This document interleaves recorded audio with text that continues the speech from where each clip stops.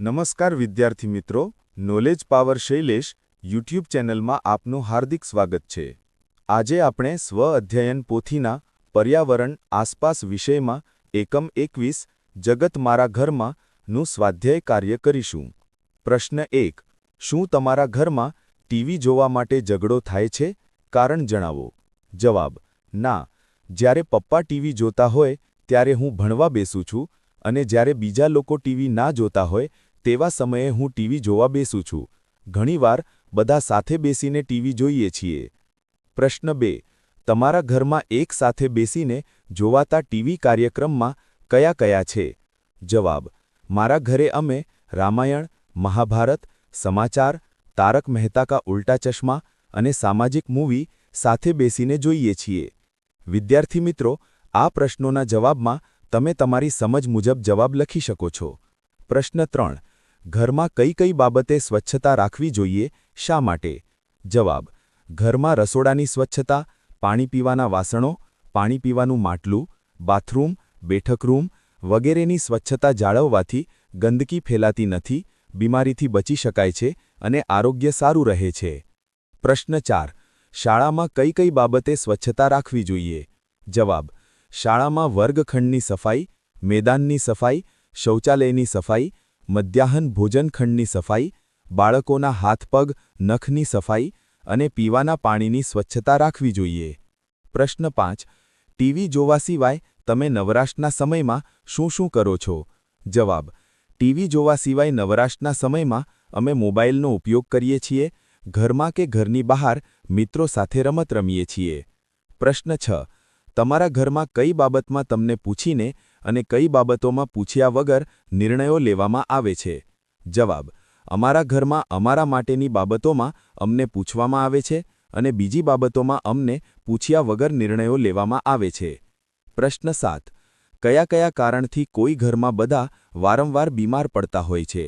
જવાબ: ઘરના સભ્યોની ખાવાની ટેવ, ઘરમાં સ્વચ્છતાનો અભાવ, પોષણયુક્ત આહારનો અભાવ, વિરુદ્ધ આહાર જમવો, વ્યક્તિગત સ્વચ્છતાનો અભાવ। પ્રશ્ન 2, તમારા ઘરના સભ્યોને પૂછીને ટીવીમાં તેમને જોવા ગમતા કાર્યક્રમો લખો। વિદ્યાર્થી મિત્રો, તમે તમારા ઘરના સભ્યોને પૂછીને આ કોઠામાં જવાબ લખજો।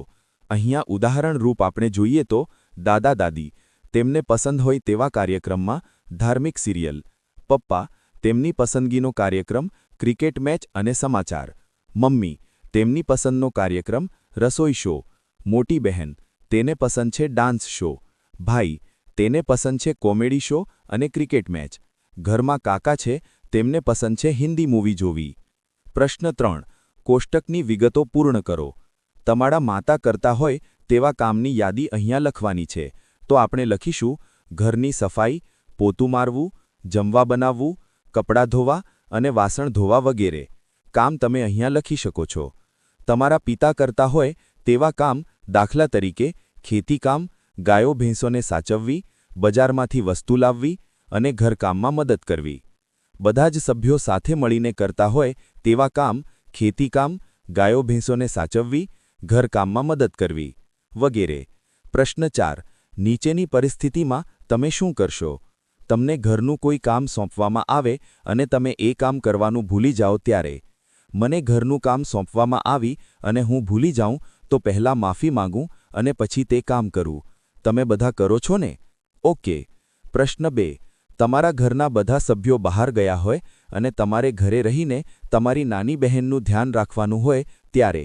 જવાબ: હું મારી નાની બહેનને સાચવું, તેને જમવાના સમયે જમાડું, તેની સાથે રમત રમું અને પછી તેને સુવડાવી દઉં। પ્રશ્ન 3, તમને શાળાએ પહોંચવામાં મોડું થયું હોય ત્યારે? જવાબ: હું ઝડપથી શાળાએ પહોંચી જાઉં અને શિક્ષકને મોડું આવવાનું સાચું કારણ જણાવું।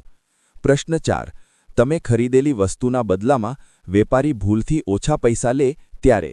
જવાબ: જો વેપારી ઓછા પૈસા લે ત્યારે હું વેપારીને યાદ કરાવીશ અને પૈસા પાછા આપીશ। પ્રશ્ન 5, તમારા વર્ગમાં કચરો પડ્યો હોય ત્યારે?